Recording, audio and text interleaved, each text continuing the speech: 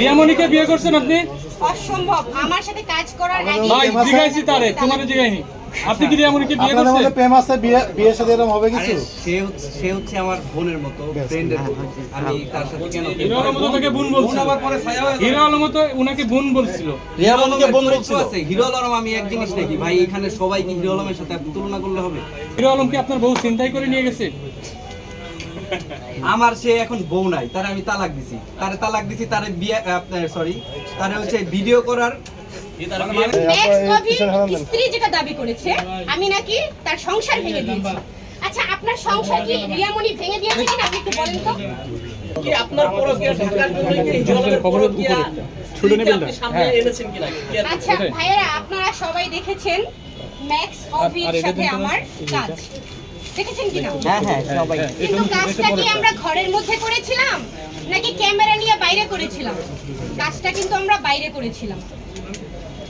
আচ্ছা, এখন সবাই একটু চুপ থাকেন। আসলে এখানে অনেক বড় বড় মানুষ, মানে আমি এইভাবে কখনো আসি নাই, এটা আমার কাজও না। মেহেদি বড় না। আমার কাজ হচ্ছে কন্টেন্ট ক্রিয়েটর। আমি হচ্ছে একজন ডান্স কন্টেন্ট ক্রিয়েটর। আমার একটা ইউটিউব চ্যানেল আছে, সেটার নাম হচ্ছে ম্যাক্স ভিডিওস।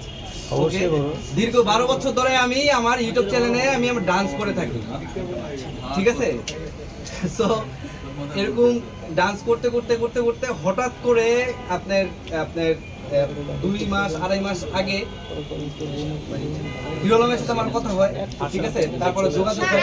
আগে আপনার বোর বিষয়টা ক্লিয়ার করেন। না, আপনার না, বউ যে এই, প্রেম ভাই বলতে দিয়েছে দেন, আপনি জোর প্রয়োগ করবেন। আচ্ছা বাইরে একটু সুবিধা করে দিই, বাইরে একটু সুবিধা করে। হিরো আলম ভাই অবশ্যই সিনিয়র, উনি ওনার লেভেলে, আমি আমার মতো করে কাজ করি। এখন উনার কোনো কন্টেন্ট, মানে ওনার কোনো খায়া দেয় কাজ নাই।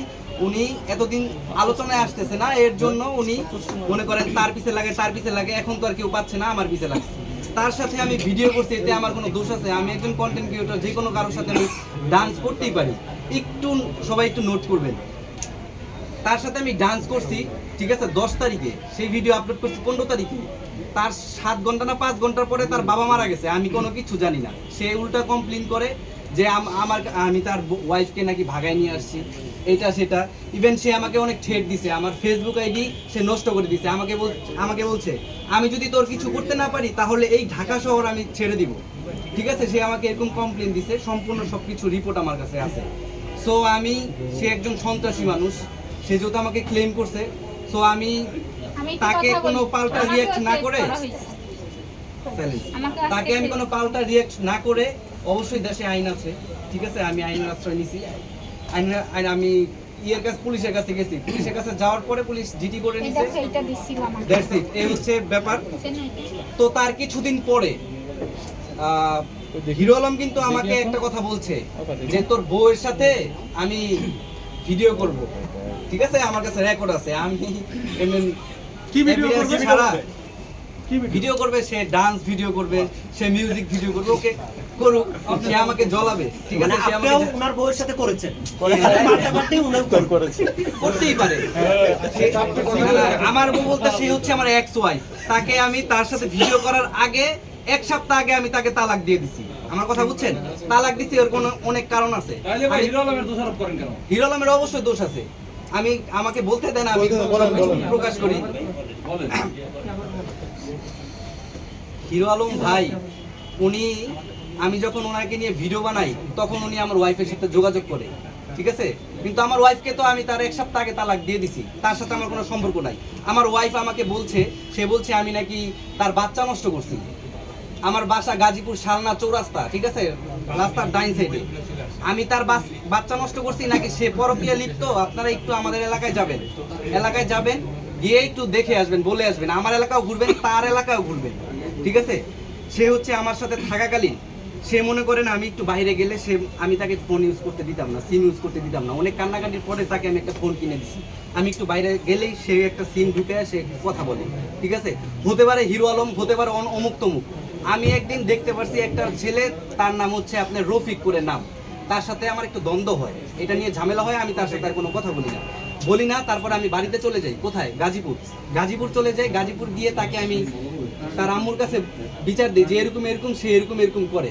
তবে তার আম্মু আমাকে এটা ওটা বুঝায় দেয়, আমি তাকে নিয়ে আসি। এরকম টুকটাক ঝামেলা হয়। সে আমার এমনও দিন গেছে, আমার পায়ে পড়া এমন জিনিস দেখছি আমি, সে আমার পায়ে পড়ে আইসা মাপ চাইছে। 3টা বছর তার সাথে আমি সংসার করি। আমার কথা বুঝছেন? সে আগে 500 টাকার বিনিময়ে রাস্তাঘাটে ডান্স করতো। তো আমি করোনার সময় বিপদে পড়ে, আমি ছোট থেকে ঢাকা থাকি, করোনার সময় বিপদে পড়ে আমি গাজীপুর গেছি। গাজীপুরে যাওয়ার পরে তার সাথে আমার যোগাযোগ হয় কোনো একটা মাধ্যমে। তো তাকে আমি বলি যে ঠিক আছে আপনি ডান্স করতে পারেন, ঠিক আছে। তারপরে সে আসছে, 2 মাস হয় নাই তাকে আমি বিয়ে করে ফেলছি। আমি অ্যাকচুয়ালি ঘটনা হচ্ছে যে একটা ইউটিউবার এমনি নর্মালি সবার সাথে কথাবার্তা বলে, তো তাকে আমার মনে হয়েছে যে সে ভালো, এর জন্য আমি তাকে বিয়ে করে ফেলছি। সে আমাকে যেভাবে বুঝাইতো সেই মানুষ আর এখনকার মানুষের ভিতর অনেক ডিফারেন্স। তো তার সাথে আমার ছাড়াছাড়ি হয়ে যায়, হ্যাঁ।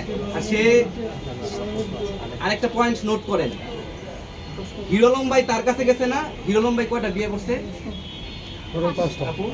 টোটাল 5টা। আমার ওয়াইফের আপনার 3য় নাম্বার হাজবেন্ড হচ্ছে আমি। আমার কথা বুঝছেন? সবপাতি এক জায়গায়। আনম্যারিড ছেলে। আমার কথা বুঝছেন ভাই? অ্যাকচুয়ালি বিশেষ করে হচ্ছে যে আমি একজন আনম্যারিড ছেলে, তার সাথে যখন সম্পর্ক করি আমার এলাকার তার এলাকার প্রত্যেকটা মানুষ আমাকে না করে।